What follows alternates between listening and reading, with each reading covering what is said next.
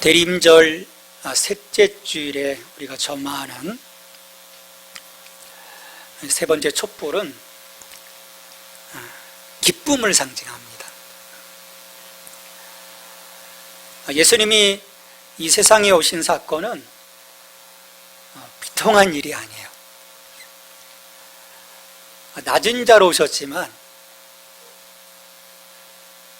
십자가를 지셨지만 비통한 일이 아닙니다. 온 세상이 기뻐할 일인 거죠. 선지자 이사야는 이 기쁨을 예언했습니다. 한 아기가 태어남으로써 그들에게 큰 기쁨을 주셨고, 또 그들을 행복하게 하셨고, 그 앞에서 즐거워했다, 그렇게 예언을 하고 있어요. 기쁨과 즐거움, 이 행복감이 복음이신 예수 그리스도 앞에 섰을 때 누릴 수 있는 선물인 거예요. 하나님이 우리에게 주신 선물입니다. 여러분, 왜 그렇습니까? 우리 인간이 이룰 수 없는 구원의 은혜를 입었기 때문이에요. 아무리 노력해도 해결할 수 없었던 그 문제, 이걸 또 모르면 그게 또 기쁨이 아니겠죠.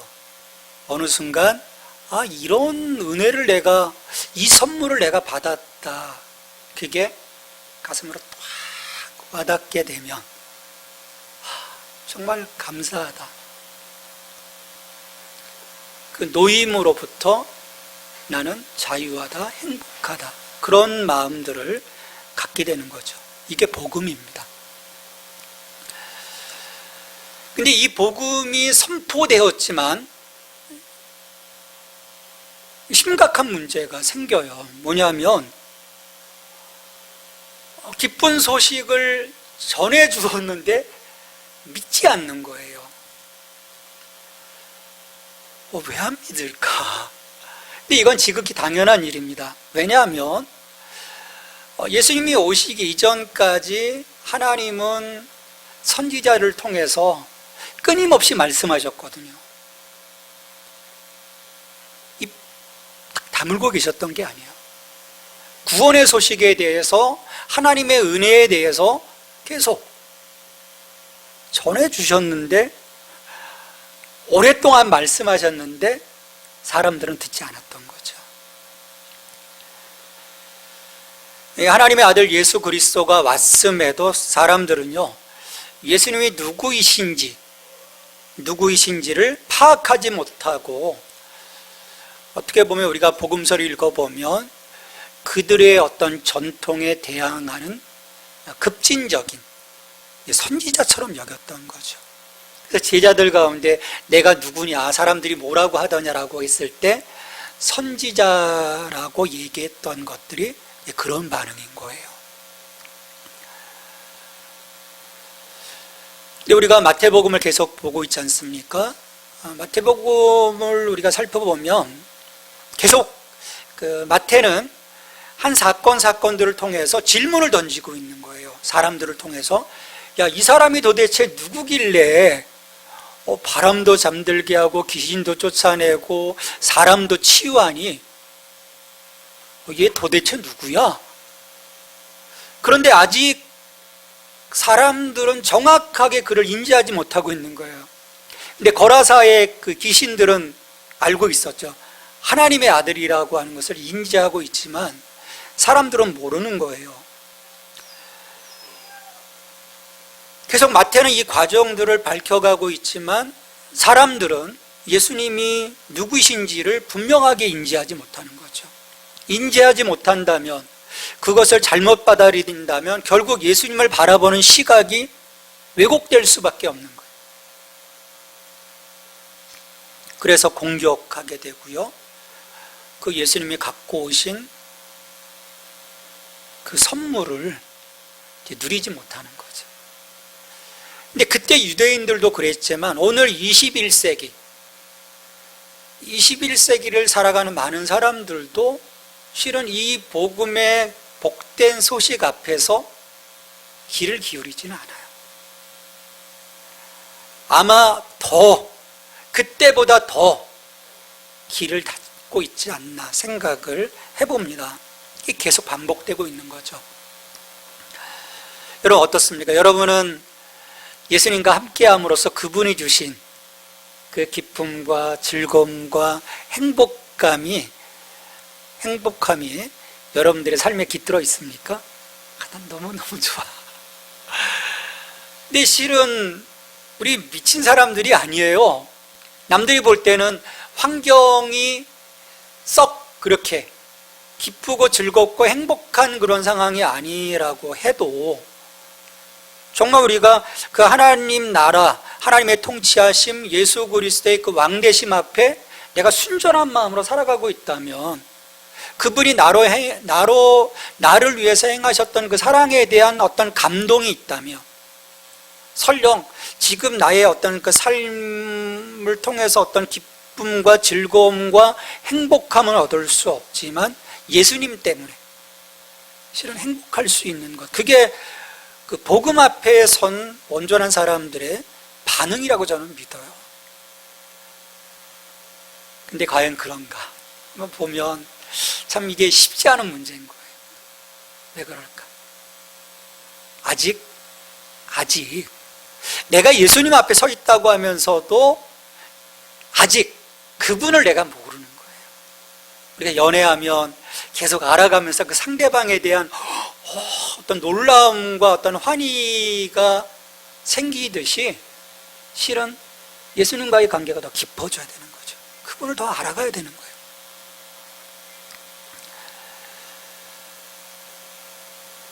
예수님은 우리의 모든 수고와 아픔, 무거운 짐 다 내려놓게 하셨습니다.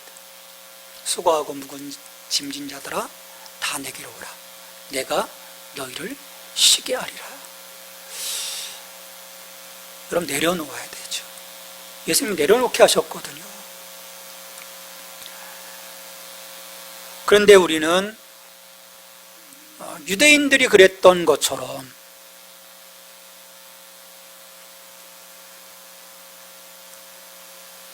밖으로부터 내게 임하신 그 은혜를 사모하고 그 은혜 앞에 있기보다는 나로부터 우리 인류의 역사를 보면요, 하나님을 향한 그 시선들도 있었지만 자기 자신을 향한 시선이 사실은 더 강했어요. 우리가 뭔가 할 수 있다라고 하는. 그래서 내가 신의 버금가는 그 무언가를 할 수 있다는. 근데 유대교 안에도요 그런 흐름이 사실은 들어가요.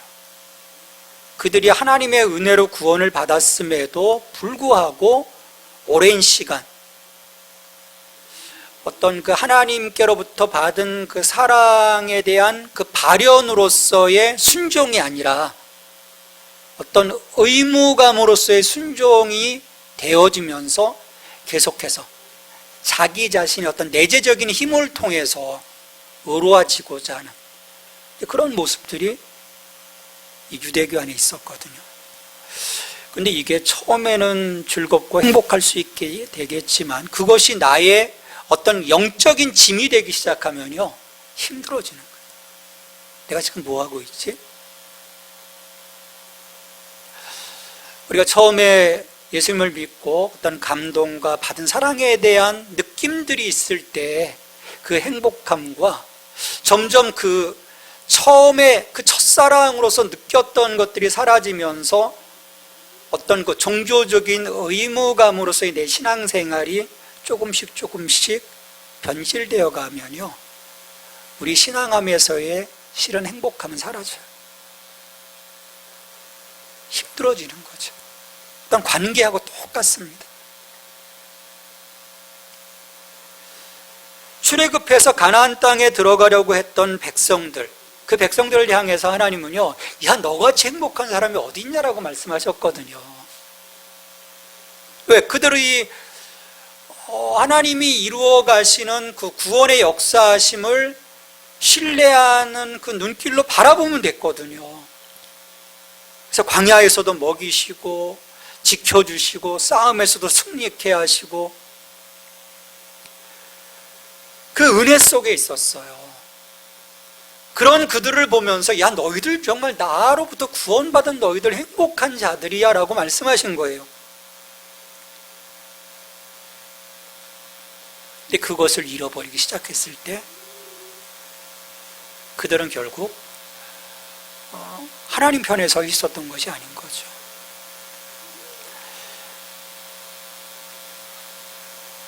근데 그들은 착각하는 거예요. 그게 정말 하나님을 위한 것이라고. 그리고 그것을 다른 사람들에게 강요하게 되죠. 우리 교회 안에 그런, 우리 교회 안에서가 아닌 좀 어떤 그 잘못된 모습 속에 빠진 교회 안에서 일어나는 일들이 이런 일이에요. 하나님의 그 말씀에 중심한 어떤 그 권면이 아닌 자기가 갖고 경험되어져서 자기가 생각했던 그 나름대로의 경건의 기준을 가지고 다른 사람을 질타하고 다른 사람이 그렇게 하도록 강요하는 그런 일들이 우리 안에 있거든요. 어떤 유대교적인 흐름인 거죠. 오늘 본문에서도 이런 그 경건에 대한 한 이야기로서 금식이 대두되고 있어요. 소위 우리가 금식 논쟁이라고 하는데, 예수님 당시 경건한 유대인들은 일주일에 2번 금식을 했습니다. 일주일에 2번을 금식을 했어요. 원래 의무적으로 하는 것은 속죄일 때 한 번 금식하는 것인데, 이게 어느 순간에 경건한 유대인이라면 일주일에 2번 해야만 되는, 그래서 하나의 그 경건의 표징처럼 되어버린 거죠. 예수님은 40일 딱 그 공생에 시작하시기 전에 40일 진하게 금식하시고, 이제 마을로 들어와서는 어떻게 하셨나요? 금식 관리에 따르지 않으셨어요. 같이 잔치자리에 들어가서 사람들과, 특별히 막 보면 세리들과 죄인들과 먹고 마시고 그들을 치유해주고 그들에게 말씀도 하고, 그러니까 경건한 유대인들이 볼 때는요 불편한 거예요. 저 예수는 도대체 뭐길래 우리가 이렇게 금식하고 있는데 왜 저렇게 먹고 마시지? 근데 그런 부류 가운데 세례 요한의 제자들이 이 예수님에게 와서요 단도직입 묻습니다. 아니, 왜? 예수님, 당신의 제자들은 왜 이 금식에 참여를 하지 않습니까?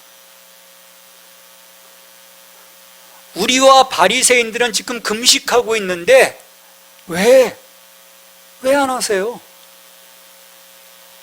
질문을 던집니다. 근데 이들이 말하는 것을 잘 들어보세요. 우리와 바리새인들은 금식하는데 라고 말하고 있어요. 지금 신앙적인 권면의 기준점이 뭐가 되어야 합니까? 말씀이 되어야 되잖아요. 성경에 말씀하기를 하나님께서 이렇게 하라고 하셨는데 라고 해야 되는데, 우리와 바리새인들은 금식하는데, 기준점이 자기들의 행위에 맞춰져 있는 거예요. 그러니까 자기들의 행위로 볼 때는 유대교의 전통에 따라 가지고 예수님도 그렇고 제자들도 금식해야지 왜 먹고 마셔? 그런 불편함인 거예요. 그러니까 경건의 바로미터가 금식이 된 거예요. 근데 여러분, 우리가 신앙적인 오류 가운데 하나가 이 말씀이 아니라 자기들이 세워놓은 어떤 관습, 전통, 이것들을 하나님 말씀보다 좀 앞세워 나갈 때, 그것들을 주장할 때 여러분 어떤 현상이 일어나겠습니까? 말씀과 하나님의 의도와는 점점 멀어져 가는 거죠. 우리 종교개혁이 왜 일어났을까요? 종교개혁이 일어난 이유는 교회가 말씀과 점점 멀어져서 그 말씀이 아닌 그들의 전통이 앞섰기 때문에 종교개혁이 일어난 거거든요. 다시 말씀으로 돌아가자. 기본으로 돌아가자.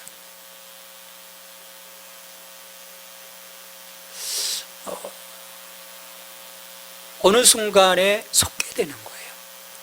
자기들이 세워놓은 것들이 하나님의 말씀이라고 믿는 거죠.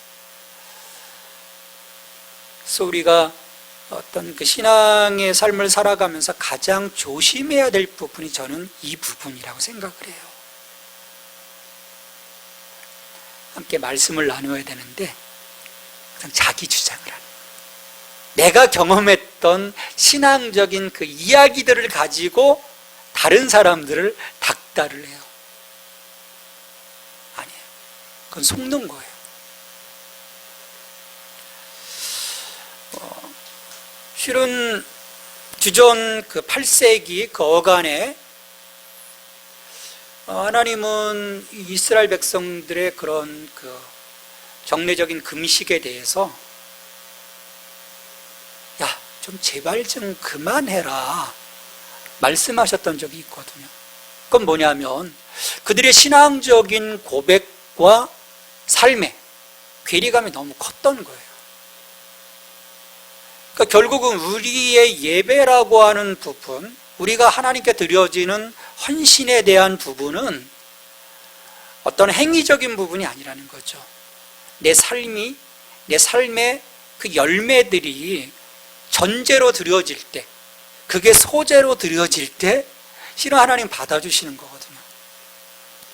그리고 예수님도 마태복음 6장에서 이런 그 외식에 대한, 금식에 있어서 너희들 외식하는 자가 되지 말라라고 분명하게 말씀해 주셨던 거예요. 하지만 이 종교적이고 관습적인 사람들의 이 전형적인 모습, 자기가 갖고 있는 어떤 그 종교적인 어떤 그 형식, 그것들을 중요시 여기는 것은 지난 21세기, 2000년 동안 계속 반복되어 봐요. 이게 큰 흐름의 싸움인 거예요. 내가 하나님의 전적인 은혜 안에 서 있느냐, 아니면 나도 뭔가 할 수 있다.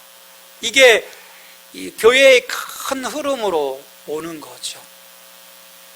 근데 의외로요, 전적인 은혜의 앞에 서 있는 부류보다 참 우리 인간들이 진해요.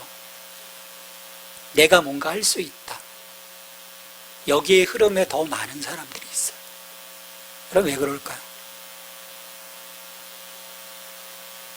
우리가 복음을 알지 못하는 거죠. 유대교가 하나님의 나라의 도래함에 대해서 이해하지 못했던 것처럼 우리도 복음을 이야기하고 있지만 복음이신 예수 그리스도와 그 하나님의 나라에 대해서 우리가 온전히 이해하고 있지 못하기 때문이에요. 그래서 이런 사람들은요, 자기의 정체성을 항상 종교적인 행동에서 찾습니다.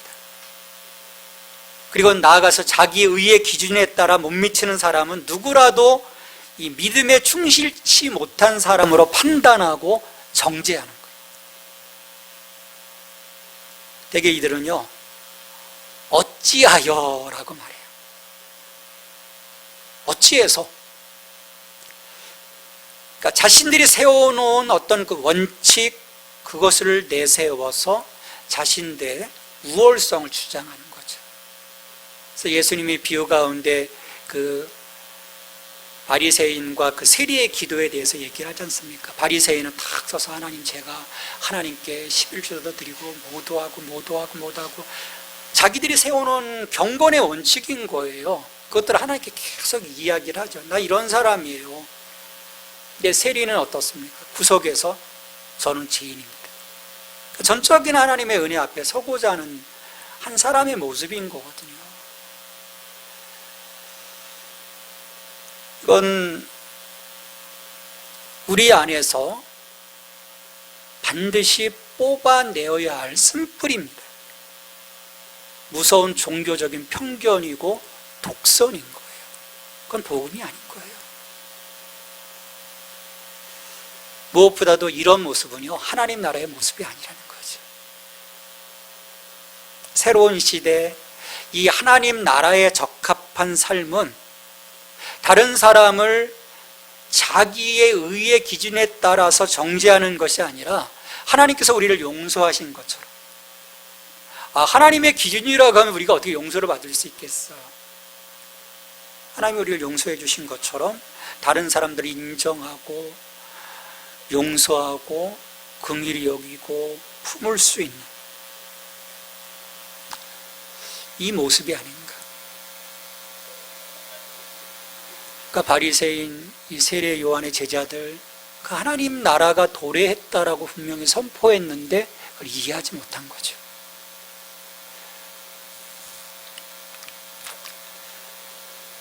자, 이런 그 세례 요한의 제자들이 던진 질문에 예수님께서는 세 가지 비유를 통해서 말씀하십니다.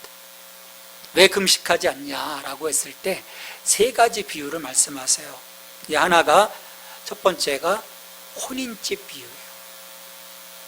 자, 15절에 보면 예수께서 그들에게 이르시되 혼인집 손님들이 신랑과 함께 있을 동안에 슬퍼할 수 있느냐? 그러나 신랑을 빼앗길 날이 이르리니 그때는 금식할 것이니라. 자, 우리나라 결혼식이 좀 바뀌어야 될 것 같아요. 저는 보면 뭐 한 두세 시간 막 정신없이 하고 끝나버리잖아요. 이 신랑 신부도 막 정신없고 온 가족 다 정신없고 하객들은 더 정신없고. 유대에서의 결혼식은 며칠이었을까요? 일주일간이에요. 우리나라에 일주일간 결혼식 하면 참 좋을 것 같아요. 행복하고. 대개는 이제 신랑이 신부의 집으로 가게 돼요. 근데 이 전체 이 잔치에 대한 비용은 이제 신랑 집이 거의 어떤 관례로 해서 이제 내게 됩니다. 그러니까 손님들은 와서 먹고 마시고 즐기는 거예요. 여러분, 막 사람들이 막 먹고 마시고 즐거워하는데 딱 누군가 와가지고 머리는 탁 털어지고 막 이렇게 그냥 창백하게 마시라고 해도 나 금식 중이야. 그러면 그 분위기가 어떻게 되겠습니까? 나 오늘 하나님과 약정한 금식일이라. 그럼 거기 가지 말았어야죠.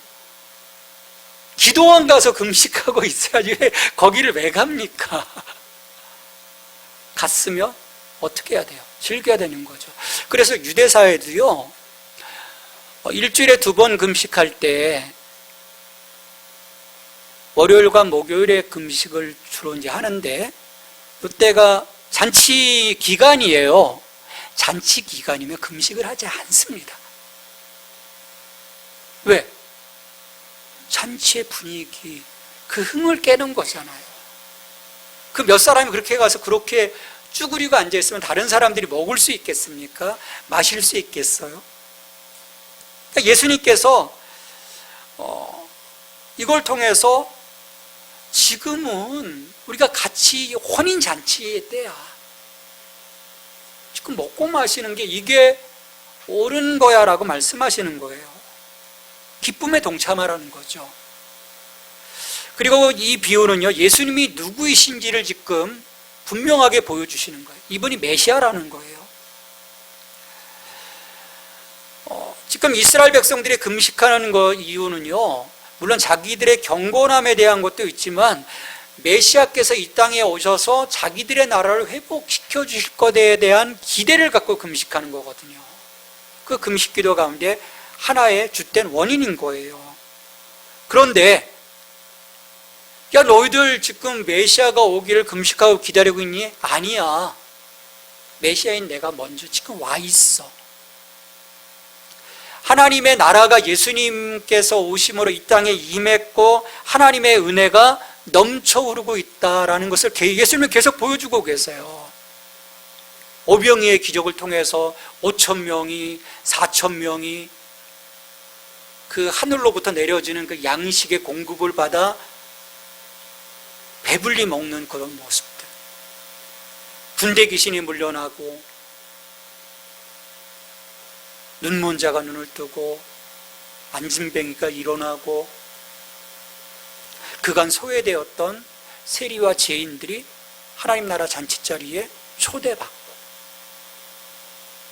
지금 하나님 나라 잔치가 벌어지고 있다라고 마태는 이 그림들을 통해서 지금 선포하고 있는 거예요.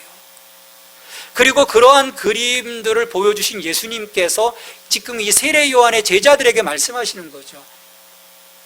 야, 지금은 금식할 때가 아니야. 이미 하나님의 나라가 도래했어. 얘들아, 이 잔치자리에 같이 좀 참여하자. 지금은 슬퍼할 때가 아니야. 기뻐할 때야. 행복해야 할 때야. 라고 예수님이 말씀하시는 거예요. 그러니까 금식을 부정하신 것이 아닌 거예요. 금식은 필요하죠. 정말 우리가 간절하면 금식해야 되지 않습니까? 그런데 금식할 때가 아니라는 거죠.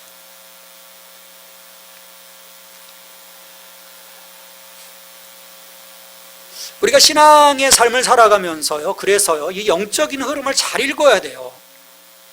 지금 하나님이 이끌어 가시는 역사를 볼 때 내가 정말 통해 자복하고 슬픔 가운데 하나님 앞에 무릎 꿇고 있어야 되는지, 내가 죄를 뒤집어 쓰고 금식하며 눈물로 기도해야 하는지, 그때라면 해야 되는 거예요.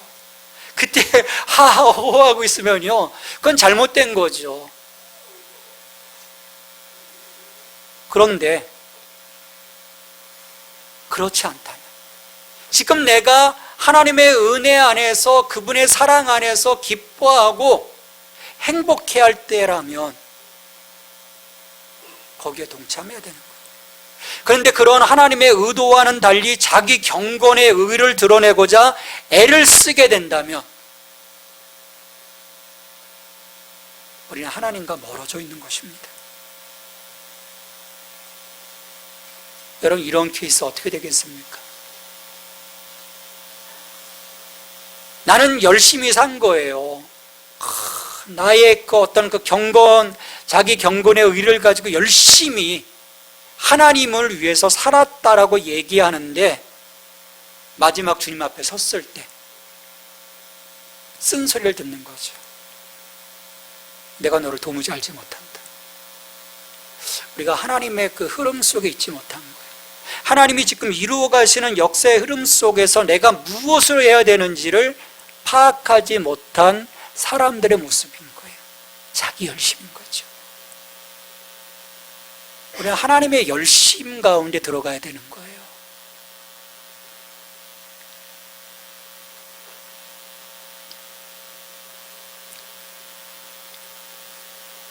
우리가 기뻐하고 즐거워할 때 죄를 뒤집어 쓰고 금식하고 있다면 그것은 자기를 드러내고자 하는 위선일 뿐입니다. 하나님 나라를 살아가는 모습이 아닌 거예요. 결국 이 모습을 통해서 우리 신앙의 삶이 오로지 은혜 안에 있는지 아니면 여전히 자기 의로 인한 행위 안에 있는지를 판가름하게 되는 거죠. 근데 하나님은 그걸 보시는 거예요. 그 두 가지 흐름을 보시는 거죠. 예수님은 이어서 생배 조각의 비유와 새 포도주의 비유를 들어서요, 아까는 지금은 이제 금식할 때가 아니라 함께 기뻐해야 될 때라는 걸 말씀하셨고, 이제는 새로운 시대의 도래 속에서 하나님의 나라의 오심 속에서 낡은 것들을 버리도록 내려놓도록 이 비유의 말씀을 하세요. 자, 생배 조각을 낡은 옷에 붙이는 자가 없나니 이는 기운 것이 그 옷을 당기어 헤어짐이 더하게 됨이요. 생배는 복음을 의미합니다. 하나님 나라를 의미해요. 하나님의 아들 예수 그리스도가 이 세상에 오심으로써 새로운 복음의 시대가 열렸습니다. 복음은요, 이 생배 조각을 낡은 옷에 깁지 않는다, 이 말씀을 통해서 이걸 보여주시는 거예요. 복음은 율법의 약한 고리를 보완하는 그러한 것이 아니라는 거예요.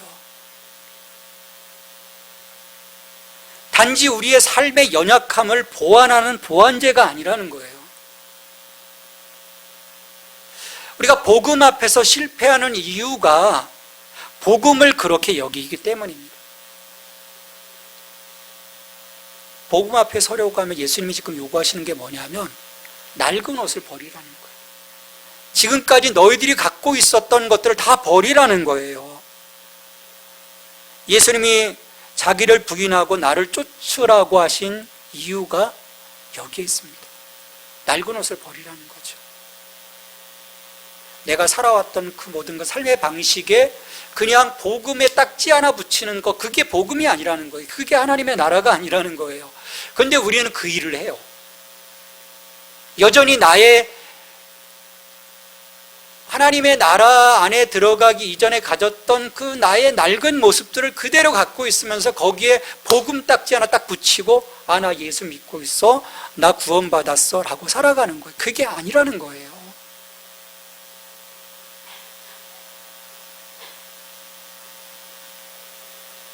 내가 낡은 옷을 다 버렸을 때 우리는 생배로 짠 새 옷을 입을 수 있는 것이죠. 여기서 예수님의 낡은 옷의 의미는요, 율법적인 자기의의 성취라는 옷인 거예요. 바리새인들과 세례 요한의 제자들, 이걸 버리지 못한 거죠.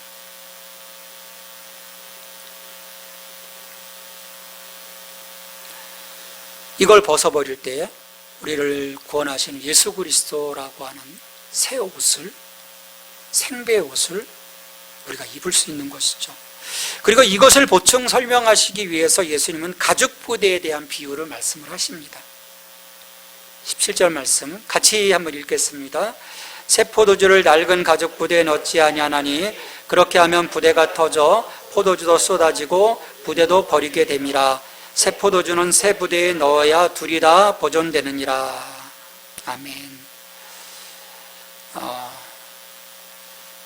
우리 하나님 나라에 대한 비유를 할 때 누룩 비유도 하신 적이 있으세요?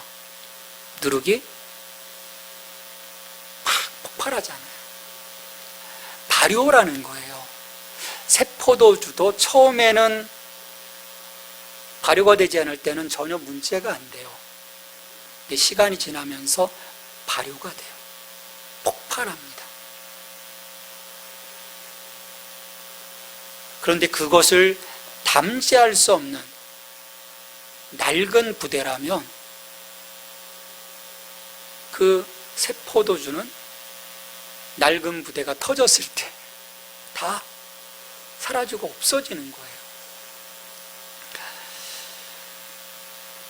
새 포도주의 팽창력을 견디지 못한다라는 거죠. 그러기에 새 포도주는 새 부대에 담아야 된다. 이런 그림 그대로입니다. 새로운 시대를 열어갈 거야. 이제는 옛 질서가 아니야. 이 새로운 시대를 담재할 수 있는 새로운 질서, 새로운 믿음, 새로운 삶의 양태가 이제는 필요해라고 말씀하시는 거예요. 왜냐하면 여전히 낡은 부대를 갖고 있었던 유대인들, 바리새인들, 세례 요한의 제자들, 하나님 나라를 그들이 받아들이지 못했거든요. 담지할 수 있는 그릇이 아니었던 거예요.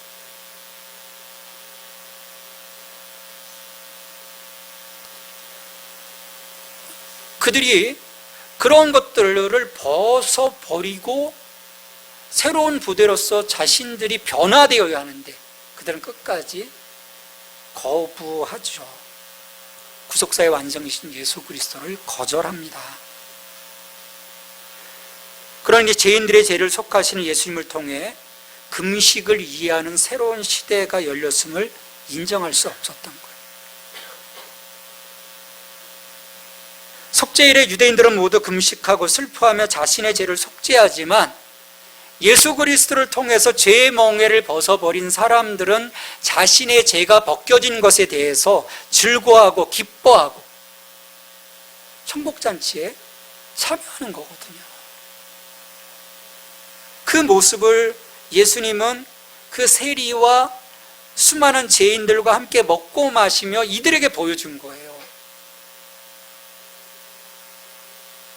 그들을 품어주시고 그들을 긍휼히 여겨주심으로써. 그러면 이것이 예수님을 만난 사람들 안에서 이루어지는 일입니다.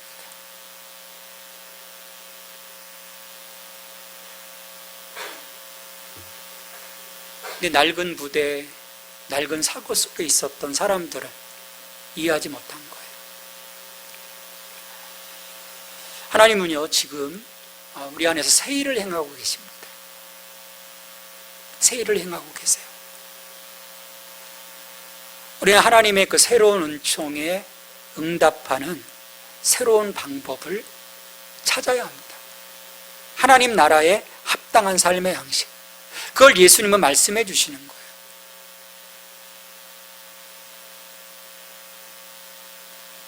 낡은 부대를 버리고 낡은 옷을 버리고. 하지만 이렇게 복음이 선포되었고 하나님 나라의 잔치가 마련되었지만 여전히 많은 사람들은요, 하나님께서 우리 가운데 행하고 계신 일을 기뻐하고 그 자리에 동참하기보다는 거저 주시는 하나님의 은혜를 오히려 부담스러워하고요, 자기가 뭔가 해야 하지 않을까 조바심을 내곤 해요. 또 그걸 어떤 그 종교적인 아성을 쌓기에 조장하는 종교 권력 또한 계속 있어 왔어요. 특히 이단 같은 경우는 여기에 목숨 걸거든요. 어떤 행위, 이거 하지 않으면 구별된 자 14만 4천 명에 들 수가 없어. 그 사람들이 목숨 걸고 하는 거예요. 목숨 걸고 하는 거죠. 그 행위들을. 저는 그렇게 봅니다. 그 전적인 하나님의 은혜 안에서 기뻐하고 즐거워하기보다는 여전히 자기의 십자가에 파묻혀서, 그 십자가 앞에 예수님이 다 내려놓으라고 하셨는데 여전히 그 수고와 무거운 짐을 짊어지고 가는 이 모습들은요, 우리로 하여금 주님의 잔치자리에 들어가 기뻐하고 즐거워하고 행복하게 하지 못하게 만드는 마귀의 계계라는 거예요. 우리는 복음 안에서 자유케 하셨는데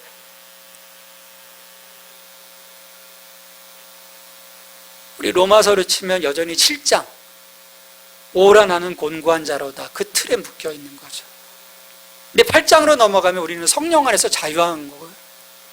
성령 안에서 행복한 자인 거거든요. 우리가 하나님께서 새롭게 행하신 구원의 역사 가운데 있다면 어떻게 기뻐하지 않을 수 있겠습니까?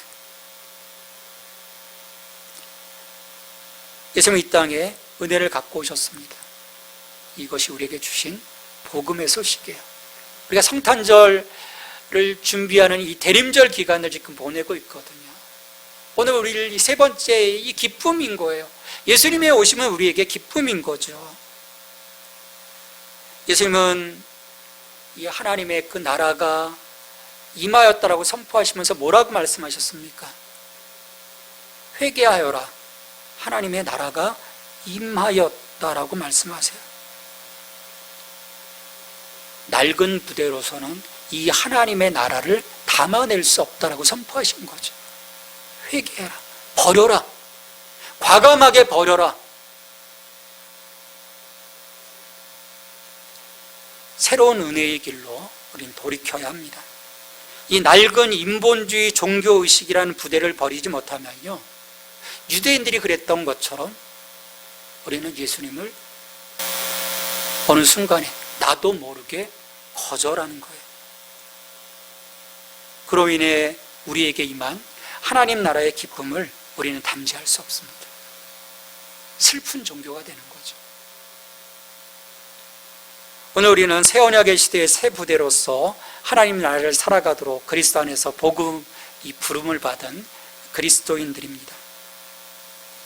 우리가 하나님의 은혜를 담지할 수 있기 위해 우리의 낡은 부대, 낡은 베옷 다 벗어 던질 수 있게 되길 바랍니다. 그럴 때 이 새 시대에 새 믿음으로 전환케 하시는 성령님의 역사로 우리는 하나님 나라를 살아가게 될 것입니다. 같이 기도하겠습니다. 하나님 감사합니다. 하나님께서 저희들에게 은혜를 주시고 이 복음 앞에 저희들을 불러주셔서 감사합니다. 우리를 위해 모든 것 이루어 가신 그 하나님 앞에서 우리가 전적인 하나님의 은혜 때문에 그 안에서 기뻐할 수 있게 하시고 감사할 수 있게 하시고 찬양할 수 있는 저희들이 될 수 있도록 도와주시옵소서. 유대인들이 그 하나님의 나라의 임함 가운데 여전히 그 낡은 방식과 낡은 삶의 신앙적 그 모습을 버리지 못함으로 그들이 하나님 나라를 담아낼 수 없었던 것을 봅니다. 주님, 그와 같은 영적인 오류를 범하지 않도록 우리가 다시금 복음을 바라볼 수 있게 하시고 그 복음 앞에 서서 그 하나님의 나라의 기쁨을 우리가 누려갈 수 있도록 우리의 예전의 그 모든 삶의 방식들을 다 버릴 수 있는 저희들의 삶이 될 수 있도록 도와주시옵소서. 진정 하나님 나라를 살아갈 수 있도록, 그래서 그 하나님 나라를 통해서 주시는 참 기쁨, 영원한 기쁨을 누릴 수 있는 하나님의 자녀들 될 수 있도록 주님 축복해 주시옵소서. 예수님의 이름으로 기도합니다. 아멘.